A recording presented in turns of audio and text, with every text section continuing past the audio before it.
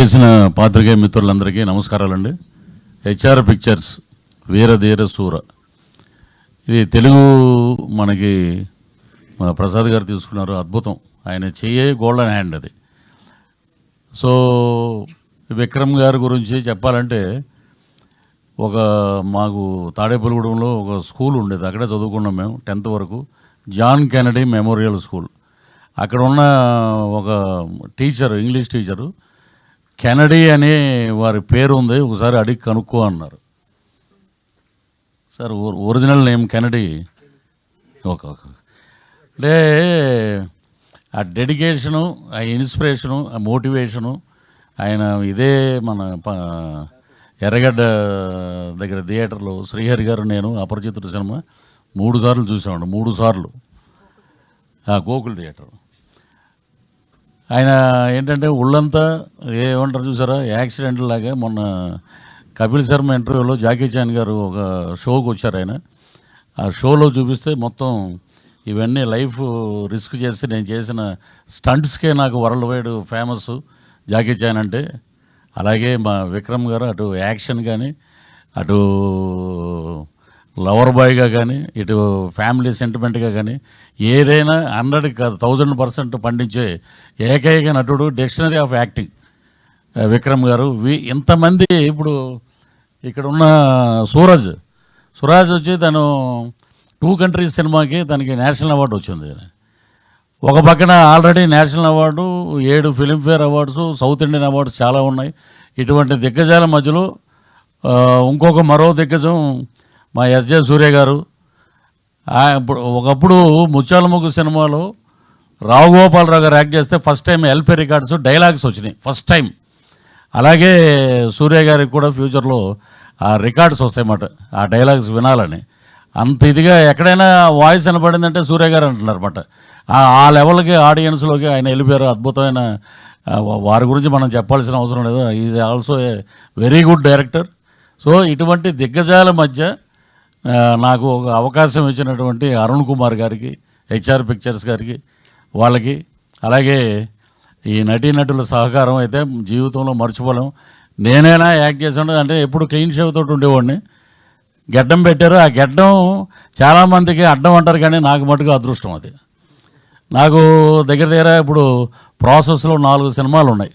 ఏమంటే గెడ్డం తీసారా? లేదండి, మా బతికిచ్చారండి. గెడ్డం మటుకు అలాగే ఉంచండి మీరు. సో తెలుగులో మెయిన్ క్యారెక్టర్ ఒకటి చేస్తున్నాను, త్వరలో రివీల్ చేస్తాను, అది పెద్ద డైరెక్టర్ గారే. సో గెడ్డం నాకు అలా అదృష్టమైంది వీరధీర సూరని సినిమా ద్వారా.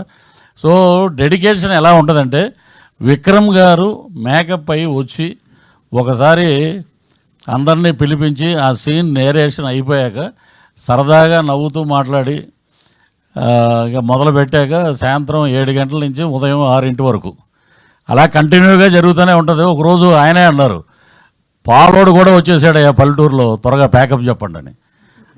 అంత డెడికేటెడ్ హీరో గారు. అక్కడే కూర్చునేవారు అన్నమాట, ఆ చెట్టు కింద క్యారవాన్ దగ్గరికి వెళ్ళటం. ఏమైనా వన్స్ ఒకసారి వచ్చారంటే మళ్ళీ భోజనానికి వెళ్ళటం, మళ్ళీ వచ్చి అక్కడ కూర్చోవటం. సో అంత డెడికేటెడ్. వీళ్ళ దగ్గర నేర్చుకోవటం, నిజంగా యాక్ట్ చేయటం వల్ల మాకు చాలా విషయాలు బోధపడి. సో అలాగే తుషారా మ్యామ్, హీరోయిన్ అంటే ఎక్కువ గ్లామరస్ ఇవే ఎక్కువ ఫోకస్ ఉంటుంది, కానీ పెర్ఫార్మెన్స్ హీరోయిన్ ఆమె. ఆవిడ చేసిన సినిమాలన్నీ చూస్తే నిజంగా ఒక సపరేట్ ఫాలోయింగ్ ఉంది లేడీస్లో ఆమెకి. అలాంటి పెర్ఫార్మెన్స్ క్యారెక్టర్ని అద్భుతంగా, ఇప్పుడు మీరు చూడండి సినిమాలో ఆల్మోస్ట్ ఆ విలేజ్ ప్యాటర్న్లోనే ఉంటుంది ఆమె. కానీ విడిగా ఆమెను చూస్తే రజనీకాంత్ గారే ఇచ్చారు కాంప్లిమెంట్ ఆమెకి ఆడియో ఫంక్షన్లో.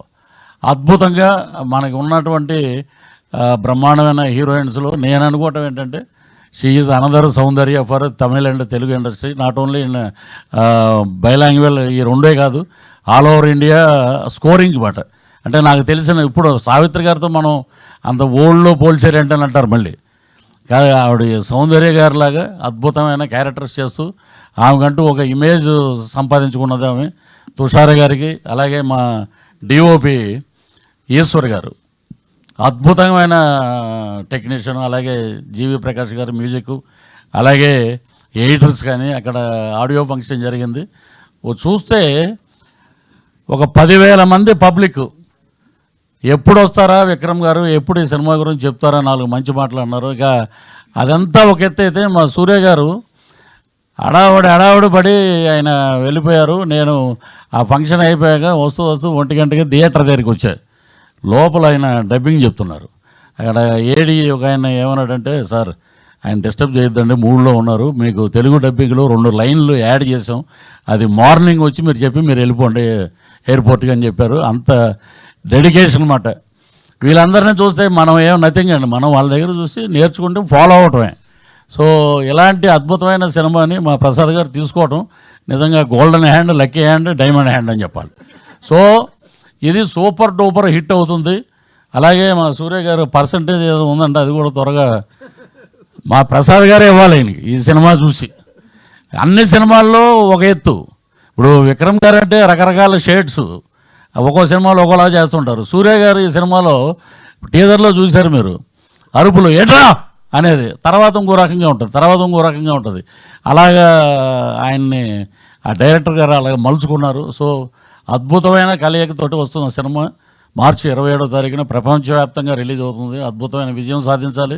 మా టీం అందరికీ మంచి పేరు రావాలి. అలాగే ప్రొడ్యూసర్స్కి, హెచ్ఆర్ పిక్చర్స్కి, మా ప్రసాద్ గారికి డబ్బులు రావాలనే పుష్కలంగా ఆ భగవంతుడిని, ఆ లక్ష్మీనరసింహస్వామిని మనస్ఫూర్తిగా ప్రార్థిస్తూ thank you very much. Thank you so much.